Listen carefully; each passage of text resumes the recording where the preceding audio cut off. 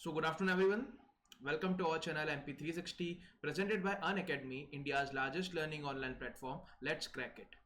So before we start, I would like to introduce myself. My name is Abhishek Yadav and I have done my engineering in electricals and electronics from Prestige Institute of Engineering and Management Indore, and I have been associated in this field of teaching since last 4 years, and I mentored thousands of students who belongs to various fields of UPSC, MPPSC and various other competitive exams, and I have also given MPPSC mains in the year 2016 and 17.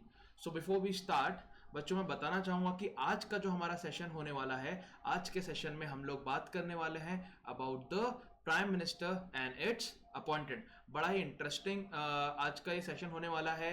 कई सारे पुराने हम लोग cases के ऊपर बात करेंगे जहां पर सर्टेन चीज़ों के बारे में बात की गई है। Okay, so before we start, मैं जिन बच्चों ने अभी तक अनअकैडमी का लर्निंग ऐप इंस्टॉल नहीं किया है तो बच्चों फटाफट जाइए आप लोग अनअकैडमी, आप लोग प्ले स्टोर पे और अनअकैडमी का जो लर्निंग ऐप है उसे इंस्टॉल करिए।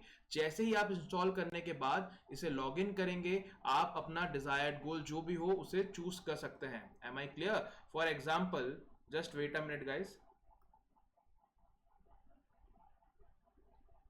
For example, if you want to go for MPPSC and Vyapam, है ना, तो आप अपना डिजायर्ड गोल चुनकर जो भी आपके प्लस के अलावा कोर्सेस हैं, जैसे कि आपकी जो स्पेशल क्लासेस हैं, ओके, जो फ्री क्लासेस हैं, उनका आप बेनिफिट ले सकते हो। बट बच्चों, आप अगर प्लस सब्सक्रिप्शन नहीं लेते हैं और स्पेशल और फ्री क्लासेस अटेंड करते हैं तो इससे आपका जो पूरा सिलेबस है वो कंप्लीट नहीं होता है। तो अगर आप एमपीपीएससी या व्यापम के अंतर्गत आने वाली किसी भी एग्जाम्स की प्रिपरेशन करना चाहते हैं तो आपको उसके लिए अनअकैडमी का प्लस सब्सक्रिप्शन लेना होगा। अनअकैडमी का प्लस सब्सक्रिप्शन आपको कई सारे बेनिफिट्स प्रोवाइड करता है और कई सारे फीचर्स आपको इस प्लेटफॉर्म पे देखने को मिलते हैं, जैसे कि the first most important feature is the daily live classes. Here on this Unacademy platform you will get to interact with the top and the dynamic educators of India with whom you can clear any sort of doubts. The second most important feature is the live test and quiz. So बच्चों, which I personally believe that this feature of Unacademy is the most important feature, because this feature of Unacademy will help you to develop that feeling of competitiveness in yourself as you all are competing on pan India basis. So the third important feature is the structured courses, because all the courses of the Unacademy are highly structured in nature and there is a proper timetable through which these courses have been conducted. So this one subscription will give you unlimited access to all the live and the recorded sessions. Okay.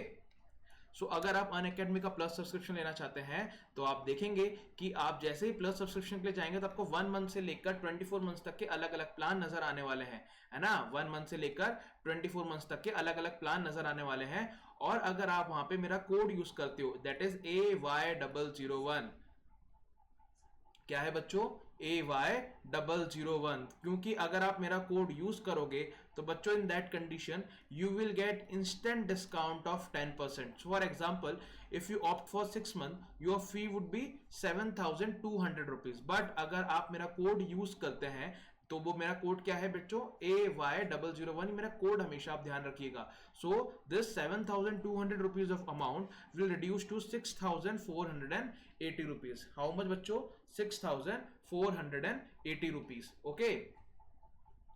साथ ही साथ आपको Unacademy, अगर जो भी बच्चा plus subscription लेता है उसको हर एक टॉपिक के बाद, हर एक सेशन के बाद हैंड लेआउट्स प्रोवाइड कराए जाएंगे। साथ ही साथ आपको वर्चस्व नाम से जो है मैगजीन प्रोवाइड कराई जाएगी, जो आपकी एमपीपीएससी और अदर व्यापम एग्जाम्स के लिए बहुत ही बेनिफिशियल होने वाली है, और ये आपको हर 15 डेज में प्रोवाइड कराई जाएगी। दैट मीन्स मंथ में 2 times. Okay, and these are some of the information regarding the benefits of the plus subscription. यहाँ पर कई सारे 1 years और 2 years फाउंडेशन बैच स्टार्ट हुए हैं for MPPSC prelims and mains आने वाले 2021 और 22 के लिए। साथ ही साथ जो व्यापम की अदर एग्जाम्स हैं जैसे एमपीएसआई, एमपी पुलिस, जेल प्रहरी, इनके लिए भी कई सारे 4 मंथ बैचेस स्टार्ट हुए हैं। ओके, साथ ही साथ आपको प्रैक्टिस क्वेश्चन बैंक प्रोवाइड कराई जाएगी, और आने वाली एग्जाम को देखते हुए 10 मंथ का प्रीलिम्स प्लस मेन का बैच स्टार्ट हुआ है from 14th of October. Okay, तो चलिए स्टार्ट करते हैं हम लोग आज का सेशन। सो बच्चों, आज के सेशन में हम लोग बात करने वाले हैं किसकी? Prime minister and it's appointment. Okay, prime minister, जिसको आप जानते हैं हम क्या कहते हैं? Head of the government. क्या बोलते हैं बच्चों इन्हें? हम हेड ऑफ द गवर्नमेंट। सबसे इंपॉर्टेंट चीज जो बच्चों यहाँ पे ध्यान देने वाली है, थोड़ा सा ध्यान से समझिएगा चीजों को, आपको सब समझ में आएगा, और अगर नहीं आएगा तो आप बिल्कुल मुझसे पूछ सकते हैं कमेंट सेक्शन में। ओके, तो हेड ऑफ द गवर्नमेंट कौन होता है? हमारे देश का प्रधानमंत्री, दैट इज प्राइम मिनिस्टर। कौन होता है बच्चों? Prime minister. ठीक है ना। तो होता क्या है कि जब हम उनके प्राइम मिनिस्टर के बारे में बात करते हैं, जिनको हम क्या बोलते हैं? हमारा रियल एग्जीक्यूटिव। क्या बोलते हैं हम इन्हें बच्चों? Real executive. ओके, सो बच्चों एज यू ऑल नो कि हमारा देश जो है कैसा देश है? एक parliamentarian form of government. I repeat, हमारा देश एक कैसा देश है बच्चों? एक पार्लियामेंट्रियन फॉर्म ऑफ गवर्नमेंट है। ठीक है ना। So as you all know कि जो पार्लियामेंट्रियन फॉर्म ऑफ गवर्नमेंट है उसके जब हम फीचर्स की बात करते हैं, तो पार्लियामेंट्रियन फॉर्म ऑफ गवर्नमेंट का सबसे एक इंपॉर्टेंट फीचर जो हमें देखने को मिलता है कि यहाँ पर एक नॉमिनल हेड होता है और क्या होता है? एक रियल हेड होता है। जैसे फॉर एग्जांपल अगर मैं बात करूं यूके की, किसकी बच्चों? यूके की, है ना, दैट इज ब्रिटेन, है ना, इंग्लैंड की बात करूं तो वहां पर भी क्या है? पार्लियामेंट्रियन फॉर्म ऑफ गवर्नमेंट है। क्या है वहां पर? पार्लियामेंट्रियन फॉर्म ऑफ गवर्नमेंट है, विच मींस कि वहां का जो नॉमिनल हेड होता है कौन है? वहां का क्राउन।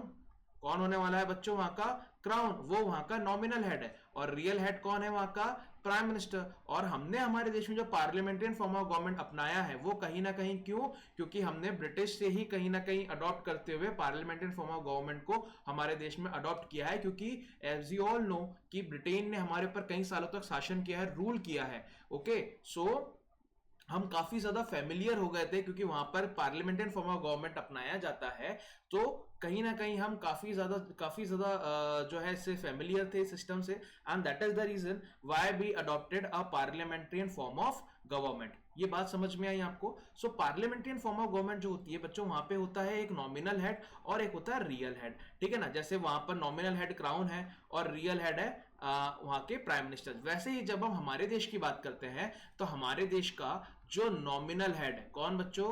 हमारे देश का जो नॉमिनल हेड है वो कौन है? प्रेसिडेंट है। कौन है बच्चों? आई रिपीट, कौन है? प्रेसिडेंट है ना। ये कौन होते हैं? ये कहलाते हैं हेड ऑफ द स्टेट। क्या कहलाते हैं बच्चों? ये हेड ऑफ द स्टेट। और जो रियल एग्जीक्यूटिव है that is our prime minister, ये क्या कहलाते हैं? Head of the government. क्या कहलाते हैं बच्चों? Head of the government. बात समझ में आई, है ना। सो जो हमारा प्राइम मिनिस्टर होता है ना, जो हमारा प्राइम मिनिस्टर होता है वो रियल हेड कहलाता है। ठीक है ना, रियल हेड कहलाता है। इसका काम ये जो है गवर्नमेंट रन करते हैं। क्या करते हैं?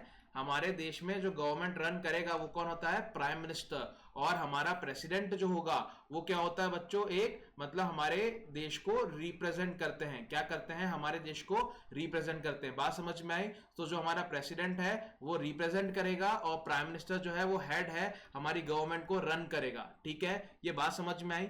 अब मैं आगे थोड़ा सा हम पहले देख लेते हैं। It is mentioned in the Indian Constitution that the executive power of the president are to be exercised by the Council of Minister।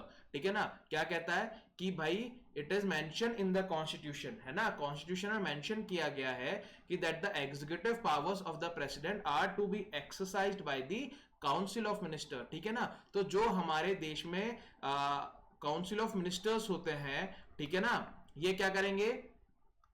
President को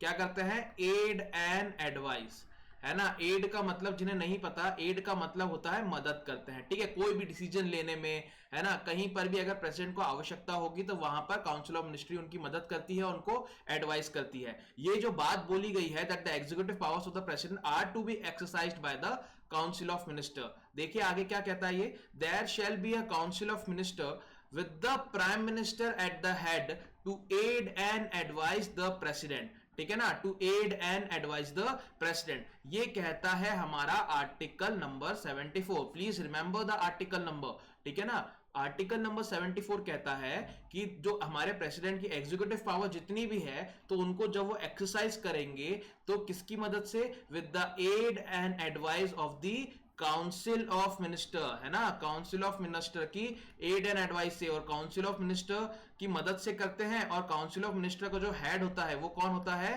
प्राइम मिनिस्टर। कौन होगा बच्चों? प्राइम मिनिस्टर होगा। So am I clear to everyone? आगे देखते हैं, here the word shall means that the president cannot function without the council of the without the council of minister, मतलब council of minister की permission, मतलब permission तो थोड़ा एक गलत वर्ड हो जाएगा, बट उनसे सलाह मशवरे किया बिना, है ना, काउंसिल ऑफ मिनिस्टर से सलाह लिए बिना, एडवाइस लिए बिना प्रेसिडेंट अपनी एग्जीक्यूटिव पावर एक्सरसाइज नहीं कर सकता, which means that the president is the constitutional head of the state but the real head of the government is our PM. ठीक है ना, मैंने बताया ना आपको, प्रेसिडेंट क्या है हमारा, प्रेसिडेंट केवल रिप्रेजेंट करता है, लेकिन एक्चुअल में हमारी जो गवर्नमेंट है वो कौन रन करता है, हमारे देश का प्रधानमंत्री। Am I clear? चलिए सो आगे देखते हैं, the prime minister has a special status both in the government and in the parliament. बिल्कुल सही बात है, and this makes him or her the most powerful functionary in the country. तो ये बात आई थिंक आपको समझ में आ गया होगा कि हमारा जो प्राइम मिनिस्टर है उसकी क्या पावर्स है और क्यों उसको रियल हेड बोला जाता है। Am I clear? चलिए अब हम लोग बात करने वाले हैं सबसे पहले प्राइम मिनिस्टर के अपॉइंटमेंट की। ठीक है, तो सबसे पहले मैं आपको बता देना चाहता हूं कि हमारे देश में जो हमारा प्राइम मिनिस्टर होता है ना, जो प्राइम मिनिस्टर है, अगर आप बोलेंगे कि क्या सबसे पहली बात कि प्राइम मिनिस्टर का क्या कोई इलेक्शन होता है, तो आपको सबसे पहले दिमाग में आना चाहिए कि प्राइम मिनिस्टर का कोई इलेक्शन नहीं होता। होता है क्या बच्चों कभी इलेक्शन? आपने सुना है क्या कि प्रधानमंत्री के चुनाव हो रहे हैं? नहीं। ठीक है ना, तो क्या होता है, लोकसभा इलेक्शन होते हैं। क्या होते हैं बच्चों? लोकसभा इलेक्शन होते हैं। और लोकसभा इलेक्शन में जो भी party, I repeat, Lok Sabha election में जो भी पार्टी गवर्नमेंट फॉर्म करती है ना, लोकसभा का इलेक्शन होता है ना बच्चों, और उसमें जो भी गवर्नमेंट फॉर्म करेगी उसी पार्टी का, है ना, किसी सदस्य को क्या बनाया जाता है? प्रधानमंत्री, प्राइम मिनिस्टर। जैसे अगर मैं बात करूं बीजेपी की, है ना, तो आप जानते हैं कि 2019 के जो लोकसभा इलेक्शन हुए थे उसमें क्या हुआ, हमें क्या देखने को मिलता है कि 2019 के लोकसभा इलेक्शन में बीजेपी ने अपने दम पर सरकार बनाई थी।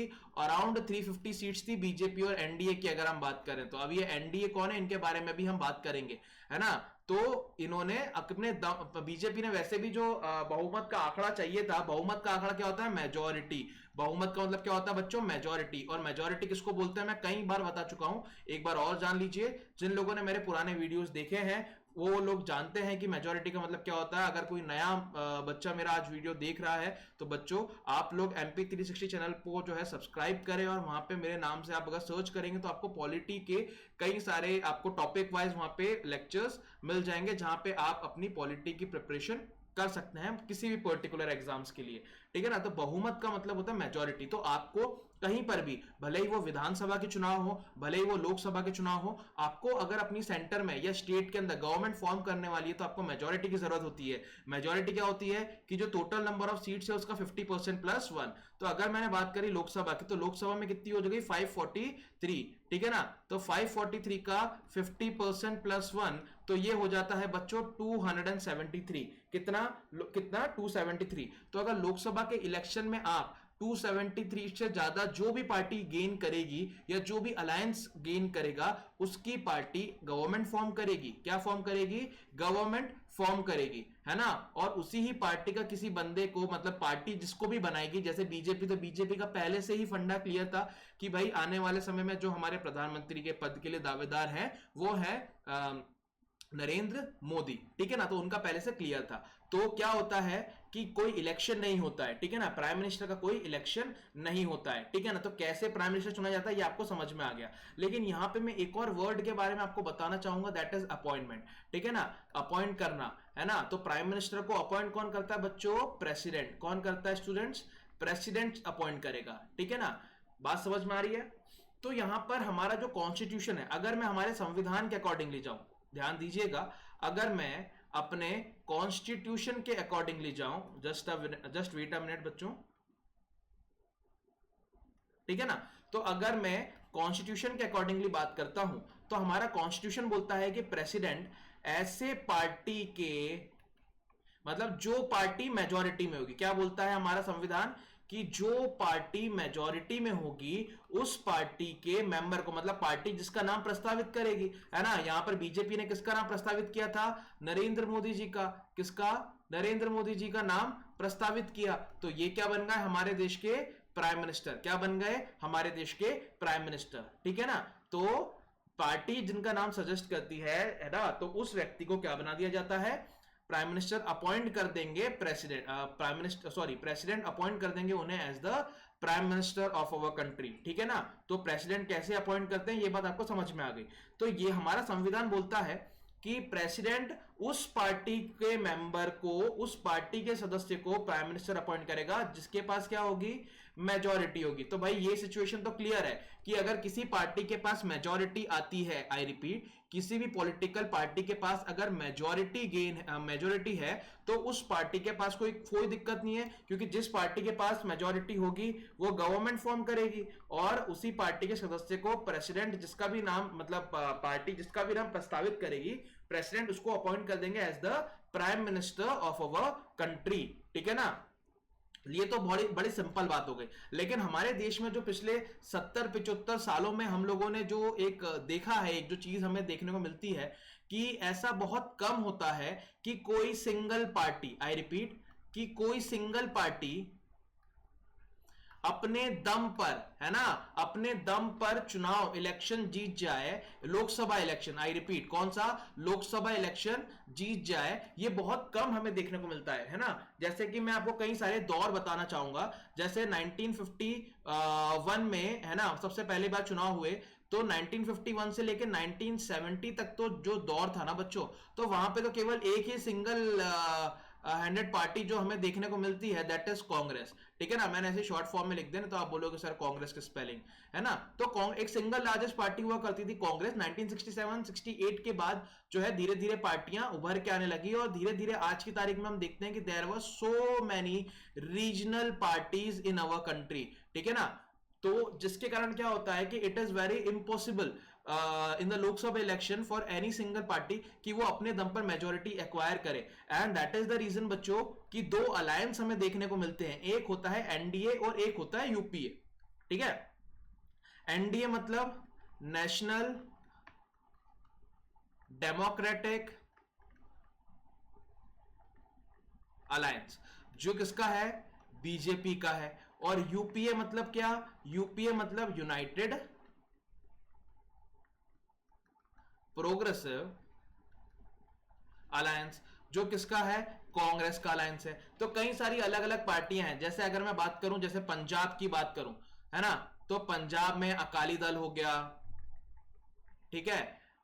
इसके अलावा जैसे महाराष्ट्र की बात करूं तो शिवसेना हो गई, कौन, शिवसेना। वैसे ही अगर मैं बीजेपी की और बात करूं, एनडीए की, तो जैसे जेडीयू हो गई, है ना। जैसे आप जानते हो ना बिहार में इलेक्शन हो रहे हैं, है ना, वहां पे जो है एक है, दो पार्टियां हैं, एक है एनडीए और एक है महागठबंधन, ठीक है ना, महागठबंधन,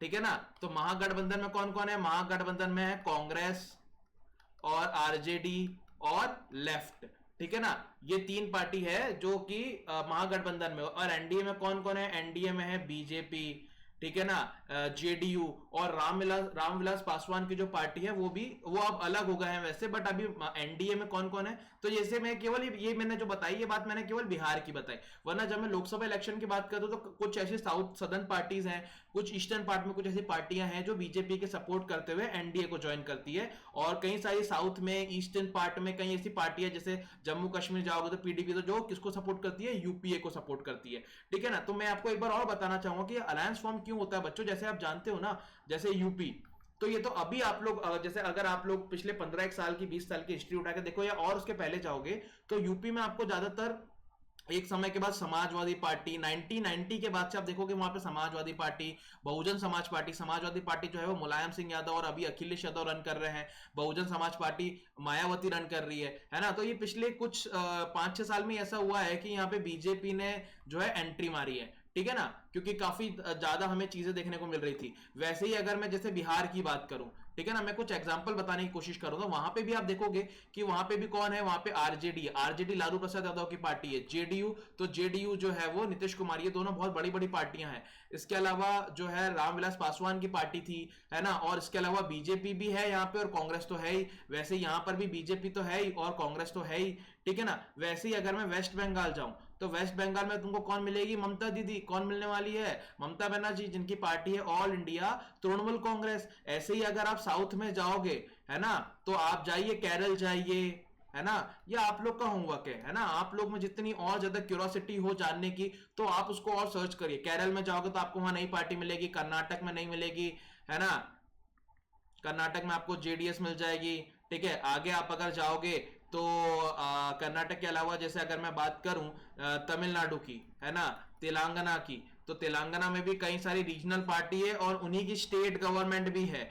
तमिलनाडु में जाऊंगा तो वहां पे भी डीएमके है ना, AIDMK है, तो वहां पे भी कई सारी रीजनल पार्टी है। ऐसे ही तुम ईस्टर्न पार्ट में जाओगे तो ईस्टर्न का तो आप जानते ही हो कितनी सारी अलग अलग पार्टियां हैं। ऐसे ही आप जम्मू कश्मीर जाओगे तो आपको PDP मिलेगी, ठीक है, पीपल्स डेमोक्रेटिक पार्टी। वैसे ही आप दिल्ली जाओगे तो कौन है? आम आदमी पार्टी। ठीक है, अगर आप पंजाब जाओगे तो वहां पे अकाली दल और बीजेपी मिलके बनाती है, बट वहां पे भी एक नई पार्टी आपको देखने को मिलती है, दैट इज अकाली दल। ऐसे ही आप हरियाणा जाओगे तो इस बार आप देखोगे, है ना, कि मैं नाम भूल गया उनका, दुष्यंत चौटाला, तो दुष्यंत चौटाला की पार्टी भी इस बार उभर के आई है। तो ये क्या मैं आपको बताने की कोशिश कर रहा हूं कि कई सारी, जैसे और अगर बताऊं तो और तुमको जानना हो तो जैसे बीजेडी कहां पर है? ओडिशा में, ठीक है ना। और ऐसे तुम झारखंड जाओगे तो झारखंड में भी आपको कई सारी पार्टियां मिल जाएगी, रीजनल पार्टी। और ये मैं केवल, ऐसे तो बहुत सारी हमारे देश में कई सारी पॉलिटिकल पार्टीज है, लेकिन जो आप स्क्रीन पर देख रहे हो ये मोस्ट इंपॉर्टेंट पार्टियां हैं। तो क्या होता है, स्टेट तो ठीक है, लेकिन जब लोकसभा के इलेक्शन होते हैं तो बट ऑब्वियस सी बात है कि वेस्ट बंगाल में ऑल इंडिया तृणमूल कांग्रेस की ज्यादा। अब कितनी सीटें होती है लोकसभा की? मैंने बताया ना आपको 545। तो मान लो कि दो, ये तो कोई दिक्कत वाली बात नहीं है, तो सब जानते हैं कि जो दो सबसे बड़ी पार्टियां हैं हमारे देश में, वो है सेंटर में, वो है बीजेपी और कांग्रेस। ठीक है, जो ऑल ओवर इंडिया में हमें देखने को मिलती है। तो बीजेपी और कांग्रेस की जब आप बात करते हो बच्चों, तो बीजेपी अगर मान लो दोनों की सीटें मिला भी लो, है ना, एक्स मान लो, इसकी वाई मान लो, तो इन दोनों का नंबर अगर आप मिला भी लो तो भी कितना जाता होगा? 300, है ना, या मान लो 350, है ना, ये दोनों स्कोर करते हैं। एवरेज ऑन बोल रहा हूं मैं, लास्ट कुछ की बात नहीं कर रहा हूं, एवरेज ऑन बात कर रहा हूं, ठीक है, एवरेज ऑन 300, 350। लेकिन इसके अलावा भी जो 150, आई रिपीट, 150 से 200 सीटें, है ना, लोकसभा की, मान लो अगर 350 सीटें बीजेपी और कांग्रेस मिला के जीतती, लेकिन 150 to 200 सीटें, ये जो सारी स्क्रीन पर आपको जो चीजें दिख रही है, जो पार्टियां दिख रही है, ये पार्टियां जो है अपने नाम करती हैं, ठीक है ना। तो इसलिए क्या होता है कि हम जो बात करते हैं ना बच्चों मेजोरिटी की, हम जो बात करते हैं ना बच्चों मेजोरिटी की, तो ये मेजोरिटी जो हमें चाहिए ना 50% + 1, दैट इज 273। तो कई बार, आज तक ऐसा बहुत कम बार ऐसा हुआ है, मतलब मैं आपको बोल सकता हूं कि ऐसे आज तक जितने बार भी इलेक्शन हुए हैं, इलेक्शन में केवल 5 से 6 बार ऐसा हुआ है ना, जहां पे सिंगल पार्टी ने अपने दम पे, है ना, जैसे बीजेपी की बात करूं तो बीजेपी ने 2014 में भी ये करके दिखाया, 2019 में भी करके बताया, है ना। 1950 से लेके 70 वाला जो दौर था, वहां पे कांग्रेस, क्योंकि कोई अपोजिशन था ही नहीं, तो कांग्रेस ने दम पे करके बताया। 70 से लेकर अगर मैं 2010 तक की बात करूं, 1970 से 2010 की, तो केवल ऐसा 1 या 2 बार ही हुआ था। एक तो जब इंदिरा गांधी का असैसिनेशन हुआ था, उस समय आपको ये चीज देखने को मिली होगी, ठीक है, बात समझ में आई? तो वहां पर हमें ये पर्टिकुलर चीज देखने को मिलती है। ले तो मैं आपको वही बताना चाह रहा हूं कि सिंगल पार्टी, मतलब कोई एक अकेली पार्टी अपने दम पर सरकार बना ले, ये बहुत बड़ी बात है, और ऐसा हमें आज तक बहुत कम बार ही देखने को मिला है, ठीक है ना। तो ये इन पार्टियों का जो रोल है ना, इन सभी पार्टियों का रोल बढ़ जाता है ना। तो इसीलिए क्या फॉर्म किए गए हैं? अलायंस। इसीलिए क्या फॉर्म किए गए हैं? अलायंस। ये बात समझ गए आप? ठीक है, तो इसीलिए अलायंस खड़े होते हैं, ठीक है ना। तो या तो एनडीए 273 पे पहुंच जाएगा, या यूपीए 273 पे पहुंच जाएगा। जो पहले का मतलब जो सबसे ज्यादा जिसके पास सीटें होंगी, 273 सीट्स होंगी, तो बिल्कुल वो बनाएगा। अब कई बार क्या होता है, ये देखो, ये तो समझ में आ गया कि अगर मेजोरिटी में है, अगर मेजोरिटी में कोई अलायंस है, तो ऑब्वियस सी बात है कि वही अलायंस क्या करेगा? गवर्नमेंट फॉर्म करेगा, और उसी गवर्नमेंट, उसी अलायंस में से किसी व्यक्ति को, जो सबसे लीडिंग पार्टी होगी, उसी पार्टी का क्या बनेगा? प्राइम मिनिस्टर बनेगा, जिसको अपॉइंट करेंगे हमारे देश के प्रेसिडेंट। कौन करेंगे? हमारे देश के प्रेसिडेंट। तो ये बात आपको समझ में आ गई होगी। लेकिन मैं आपको बताना, जो मैंने अभी आपको बताया कि मैक्सिमम टाइम क्या होता है कि कोई पार्टी, कोई single party, just a minute guys, मैं थोड़ा चेंज कर लूं आपको ताकि समझ में आए। तो कोई भी सिंगल पार्टी मेजॉरिटी बनाने के फेवर में नहीं होती है मैक्सिमम टाइम, ये हम लोगों ने देखा है। तो क्या होता है बच्चों यहां पर कि अगर मान लीजिए कि हंग असेंबली के हालात है, अब जिनको नहीं पता हंग असेंबली, मैं उनको बता देना चाहता हूं कि जब कोई भी पार्टी है ना, जब कोई भी पार्टी गवर्नमेंट फॉर्म नहीं कर पा रही हो, मतलब कोई भी जब गवर्नमेंट नहीं फॉर्म कर पा रहा है क्योंकि किसी के पास भी क्या नहीं है, मेजॉरिटी नहीं है, और अलायंसेस में भी कहीं ना कहीं दिक्कतें आ रही है। जैसे आज की तारीख में मैं बात करूं तो जैसे अकाली, अभी कुछ दिन पहले जो एग्रीकल्चरल बिल आया था जिसकी वजह से अकाली दल और बीजेपी के बीच में थोड़ी तनातनी हो गई है ना। जैसे अभी महाराष्ट्र की सरकार को लेकर जो पुत्र मोह में जो शिवसेना ने किया है ना, जो शिवसेना ने किया, ठीक है ना बच्चों, तो ये जो शिवसेना ने किया इसकी वजह से इनकी भी बीजेपी के साथ जो है रिश्ते थोड़े से उथल पुथल हुए हैं। वैसे ही अभी रिसेंट में बात करूं तो जो मैं नाम भूल रहा हूं उनका, पासवान जी, उनकी डेथ हुई है, तो अभी उनके जो बेटे हैं चिराग पासवान, तो उनके उसके बाद से हमें देखने को मिला है कि काफी ज्यादा कॉन्फ्लिक्ट नजर आ रहे हैं। तो अलायंस भी कमजोर पड़ते हैं कई बार, ठीक है ना। तो कभी अगर किसी के पास कोई भी अलायंस अगर मेजॉरिटी एक्वायर नहीं कर पाता है तो क्या होता है, सरकार बनाने के लिए प्रेसिडेंट क्या करते हैं, इनवाइट करते हैं। क्या करते हैं, प्रेसिडेंट इनवाइट करते हैं। तो कई बार ऐसा कहता है, क्या कहा जाता है कि भाई जिस पार्टी के पास, आई रिपीट, जिस पार्टी कह लीजिए या अलायंस कह लीजिए, तो जिस भी पार्टी या अलायंस के पास मैक्सिमम सीट्स होंगी उसको प्रेसिडेंट क्या करेंगे, पार्टी उसको क्या करेंगे, इनवाइट करेंगे। काहे के लिए, गवर्नमेंट फॉर्म करने के लिए। अरे भैया दावत पे नहीं बुलाएंगे, गवर्नमेंट फॉर्म करने की, क्या आप गवर्नमेंट फॉर्म कर सकते हो, ठीक है ना, बात समझ में आ रही है। लेकिन हमारे संविधान में, आई रिपीट, हमारे कॉन्स्टिट्यूशन में कहीं ऐसा नहीं लिखा है कि अगर, क्योंकि वहां पे क्लियर ऐसा बोला गया है कि अगर किसी के पास मेजॉरिटी नहीं है, आई रिपीट, किसी भी पार्टी के पास या किसी भी अलायंस के पास अगर मेजॉरिटी नहीं है तो प्रेसिडेंट जिस पार्टी को बुलाना चाहे उसे बुला सकते हैं। मतलब मान लो कि एनडीए के पास 250 है और कांग्रेस के पास 220 है, लेकिन अगर प्रेसिडेंट कांग्रेस को भी बुला लेते हैं, ठीक है ना, कांग्रेस को भी बुलाते हैं, तो भी यहां पर कोई, मतलब यहां पर आप ये नहीं बोल सकता एनडीए या बीजेपी की भाई मेरे पास, हमारे अलायंस के पास ज्यादा सीटें थी तो प्रेसिडेंट को हमें इनवाइट करना चाहिए था। क्योंकि मान लीजिए कांग्रेस ने कांग्रेस को बुलाया, देखो ये तुम सोचोगे कि सर क्या होगा, तो क्या है ना कि देखो बुलाया, ये कितनी बड़ी बात है। इससे होता क्या है कि कांग्रेस के पास चांस है। तो मान लो कि 250 में शिवसेना वाले भी हैं और अकाली दल वाले भी हैं, ठीक है, और बिहार की चिराग पासवान की पार्टी भी है, ठीक है ना। अब ये लोग जानते हैं कि भाई इनकी इनके साथ अच्छी नहीं पट रही, तो इन्होंने बोला कि भाई तुम हमारे, अब देखो लालच तो किसी प्रकार का दिया जा सकता है कि तुम हमें सपोर्ट करो, तो होता है ना ऐसा कि हम तुम्हें एक सीट के ऊपर मतलब जो है 2 करोड़ देंगे, 4 करोड़ देंगे, 10 खोखा देंगे, 10 करोड़ देंगे, है ना। तो सीट खरीदते हैं, फिर उनको लालच भी दिया जाता है कि हम आपको मिनिस्ट्री का पद देंगे। तो मान लो शिवसेना को, अकाली दल को और नीतीश पासवान, सॉरी जो पासवान की, जो चिराग पासवान की जो पार्टी है, इनको उन्होंने अपने फेवर में कर लिया और कांग्रेस ने 200, इनके पास मिला के मान लो 60 सीटें थी, कितनी, 60 सीटें, तो 220 और 60 कितने होगा, 280। तो देखियो अगर कांग्रेस को बुलाया तो कांग्रेस ने अपनी उसको बुलाने का कितना फायदा उठाया और उन्होंने अपनी पार्टी फॉर्म कर ली। तो बात समझ में आई आपको। तो ये बात क्लियर है कि तुम सोचोगे कि क्या प्रेसिडेंट अपने मन से किसी को भी बुला सकता है क्या, हाँ, लेकिन अगर मेरी बात समझो, अगर मेजॉरिटी है किसी पार्टी के पास तो नहीं बुला सकता, फिर मतलब प्रेसिडेंट को उसी पार्टी को बुलाना पड़ेगा जिसके पास मेजॉरिटी है।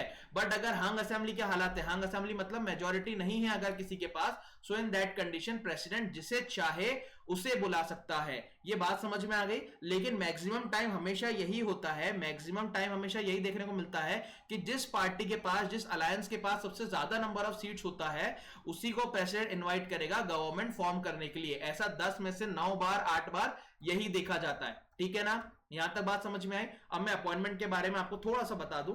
Minister shall be appointed by the president, है ना, minister shall be appointed by the president. यहां पे प्राइम मिनिस्टर की बात कर रहे हैं, अदर मिनिस्टर भी कह लीजिए। However this does not imply that the president is free to appoint anyone as the prime minister, ठीक है ना।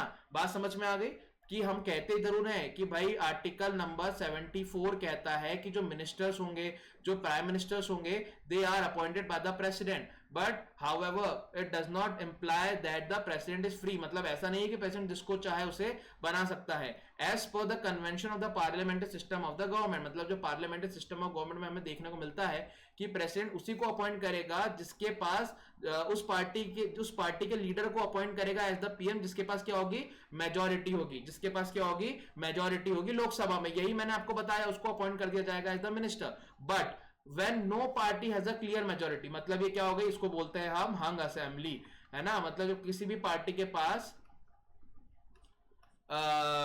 गवर्नमेंट बनाने का मतलब जो है मेजोरिटी नहीं होती लोकसभा में, तो प्रेसिडेंट में एक्सरसाइज इज पर्सनल डिस्क्रिशन, मतलब ये एक स्पेशल पावर होती है जहां पे प्रेसिडेंट जिसको बुलाकर प्रेसिडेंट अपॉइंट करना चाहे कर सकते हैं। ये बात समझ में आ गई? आई होप यहां तक आपको चीजें समझ में आई होगी। जल्दी से हम लोग आगे देखते हैं, ठीक है। इन such a situation the president, अब देखो ये तो समझ में आ गया। इन विनय को ये भी बताया कि इन सच अ सिचुएशन, जब मतलब हंग असेंबली के हालात होते हैं, कौन से, तो in such a situation the president usually appoint the leader of the largest party और कोएलिशन, मतलब अलायंस में, कोएलिशन का मतलब क्या होता है, अलायंस भी होता है, ठीक है ना, वरना आप लोग कंफ्यूज हो जाओ, है ना, in the Lok Sabha as the prime minister and ask him or her to seek a vote of confidence in the house within a month, है ना। मतलब क्या होता है कि अगर मान लो कि किसी के पास मेजोरिटी नहीं है, तो जिस प्राइम मिनिस्टर प्रेसिडेंट जिसको चाहे उसको प्राइम मिनिस्टर अपॉइंट कर सकता है ना। लेकिन मैक्सिमम टाइम हमने क्या बोला कि उसी को अपॉइंट करता है यूजुअली, है ना, मतलब 10 में से 8 बार ऐसे को अपॉइंट करेगा, ऐसी लार्जेस्ट पार्टी जो होने वाली, मतलब जिसके पास मैक्सिमम नंबर ऑफ सीट होगी, उसी पार्टी को इनवाइट करेगा और उसी पार्टी के लीडर को क्या अपॉइंट करता है, एज द प्राइम मिनिस्टर, ठीक है ना। बट अगर मान लो कि ये समझ में आ गया, तो अगर जिसको भी अपॉइंट करेगा वो एज द प्राइम मिनिस्टर, तो वो पहले आके उसको क्या करेगा, पहले वो उसको ओथ दिलाई जाती है, मतलब उसको पहले क्या किया जाएगा, अपॉइंट किया जाता है। क्या होता है बच्चों, पहले वो अपॉइंट करेंगे, ठीक है ना,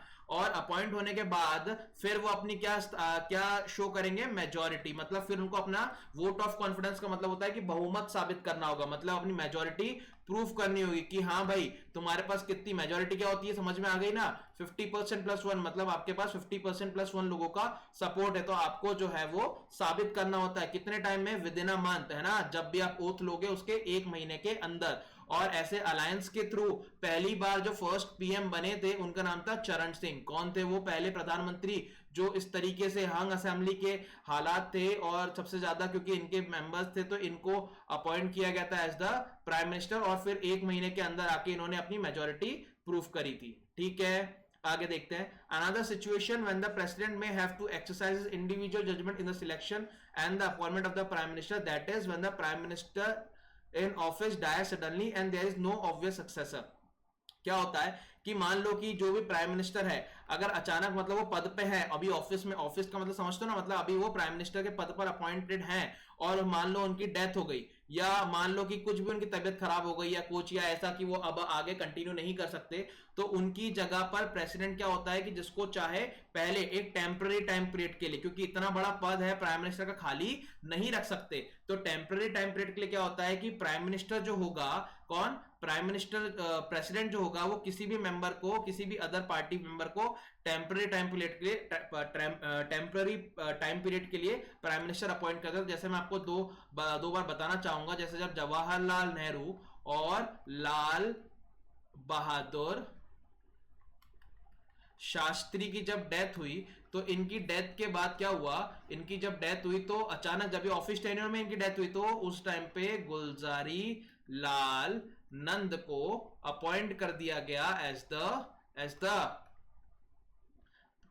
है ना, इसको अपन कह सकते हैं इंतरिम प्राइम मिनिस्टर। क्या बोलते हैं, इंतरिम प्राइम मिनिस्टर, है ना, मतलब टेम्पररी टाइम पीरियड के लिए, फिर कुछ आने वाले कुछ दिनों के अंदर पार्टी डिसाइड करके अगर चाहे तो इन्हीं को आगे जो है कंटिन्यू करने के लिए बोल सकती है, या पार्टी किसी भी एक व्यक्ति का नाम सजेस्ट कर सकती है। जैसे कि ये बताया मैंने कि जब अचानक इंदिरा गांधी जी का असैसिनेशन हो गया था तो राजीव गांधी को अपॉइंट किया गया था प्रेसिडेंट के द्वारा, और ये दोनों तो मैंने आपको बताई, ठीक है ना, ये बात समझ में आ गई, ठीक है। बस ये दो चीजें और है जिससे आपका अपॉइंटमेंट और क्लियर हो जाएगा। As per the ruling of the Delhi high court, ये बात कर रहा हूं मैं 1980 की। 1980 में दिल्ली हाई कोर्ट ने अपनी एक रूलिंग दी थी जहां पे कहा था कि पहले क्या, जैसे कि अपन ने क्या बोला, मैंने आपको प्रोसीजर क्या बताया कि जब किसी के पास हंग असेंबली के हालात होता है तो प्रेसिडेंट क्या करता है, प्राइम मिनिस्टर को अपॉइंट करता है ना। और पहले प्राइम मिनिस्टर को अपॉइंट कर देगा, उसको ओथ दिला देगा, है ना। और उसके बाद फिर 1 महीने के अंदर जो प्राइम मिनिस्टर है वो अपनी मेजोरिटी साबित करेगा। लेकिन पहले ऐसा नहीं होता था, ठीक है ना। तो ये जो चीज हुई है ना, ये वाली जो प्रोसीजर है, ये कब हुई है, 1980 से। 1980 में हाईकोर्ट में, दिल्ली हाईकोर्ट ने कहा था कि भैया ऐसा जरूरी नहीं है कि पहले वो अपनी मेजोरिटी प्रूफ करे लोकसभा के अंदर, ठीक है ना। The president may first appoint him as the prime minister, पहले प्रेसिडेंट उसको अपॉइंट करेगा एज द प्राइम मिनिस्टर, और फिर उसको एक स्पेसिफिक टाइम पीरियड के अंदर अपनी मेजोरिटी प्रूफ करने के लिए बोलेगा लोकसभा में। ये बात समझ में आई। दूसरा कि भाई जैसे राजीव गांधी जी जो हैं, जैसे हम क्या बोलते हैं कि पीएम बनने के लिए जो क्राइटेरिया है ना, पीएम बनने के लिए क्राइटेरिया ये कहता है बच्चों कि उसको लोकसभा या राज्यसभा, मतलब मेंबर ऑफ द पार्लियामेंट होना चाहिए। मतलब क्या होना चाहिए, मेंबर ऑफ द पार्लियामेंट होना कंपलसरी था पहले, ठीक है ना, हमारे संविधान में ये बोला गया। लेकिन सुप्रीम कोर्ट ने 1997 में अपनी वर्डिक्ट में क्लियर कर दिया कि मान लो मैं देश का, जैसे आज मैं ना तो लोग, आप जानते हो कि ना तो मैं लोकसभा का सदस्य हूं, ना तो मैं राज्यसभा का सदस्य हूं, है ना। सो अगर मान लीजिए कि मुझे प्राइम मिनिस्टर के लिए अपॉइंट करना हो तो क्या किया जा सकता है प्रेसिडेंट के द्वारा, तो हाँ बिल्कुल कर सकता है। लेकिन उसके बाद क्या होगा कि आने वाले 6 महीने में who is not a member of the either of the parliament can be appointed as the prime minister for 6 month. कितने टाइम के लिए, 6 महीने के लिए। कितने टाइम के लिए मुझे बनाया जा सकता है, 6 महीने के लिए। और इन 6 महीनों के अंदर मुझे क्या करना पड़ेगा, लोकसभा या राज्यसभा दोनों में से किसी भी सदन का, है ना, in which he should become a member of either house of the parliament, है ना। मतलब इन 6 महीने के अंदर मुझे दोनों में से किसी भी सदन का मेंबर बनना होगा। अगर मैं ऐसा नहीं कर पाता हूं, otherwise he ceases to be the prime minister, मतलब फिर मुझे प्राइम मिनिस्टर के पद को त्यागना होगा। एम आई क्लियर, बात समझ में आ रही है। सो आई होप आपको प्राइम मिनिस्टर का ये अपॉइंटमेंट यहां पर समझ में आया होगा, है ना बच्चों। तो ये था हमारा आज का सेशन। और इसके बाद में जो सेशन लेके आने वाला हूं, जहां पर हम लोग बात करेंगे प्राइम मिनिस्टर की पावर्स की। किसके बारे में बात करने वाले हैं बच्चों, है ना, प्राइम मिनिस्टर के क्या क्या इंपॉर्टेंट पावर्स हैं, क्या क्या इंपॉर्टेंट फंक्शंस हैं, उनके बारे में हम लोग बात करेंगे। ओके, ठीक है ना। सो हमारा जो नेक्स्ट सेशन होने वाला है, बिल्कुल बने रहिएगा। कोई भी डाउट आता है मुझे कमेंट सेक्शन में आप लोग पूछ सकते हैं। नेक्स्ट जो हमारा टॉपिक होने वाला है, जो हम कल देखेंगे, that is the powers and the functions of our prime minister. Okay, so video अगर पसंद आया हो बच्चों तो लाइक करें, शेयर करें, और चैनल MP360 को क्या करना है, आपको सब्सक्राइब करना है। आप बच्चों भले इस वीडियो को लाइक करो या मत करो, पर आप इसे शेयर जरूर करिए, ठीक है ना। आप इसे शेयर जरूर करिए ताकि ज्यादा से ज्यादा बच्चों तक जो है ये चीजें पहुंच पाए। ओके, चलिए, थैंक यू सो मच बच्चों।